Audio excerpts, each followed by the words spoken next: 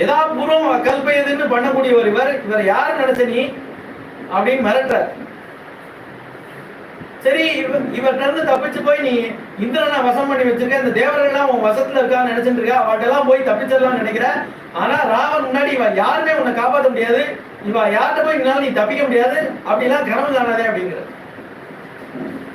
நீ திருபுவனுக்கும் ஓடினாலும் உன்னை ராமபானம் விடாது, அவர் முன்னாடி நீ நிற்க முடியாது, ஜாக்கிரதை அப்படிங்கிற.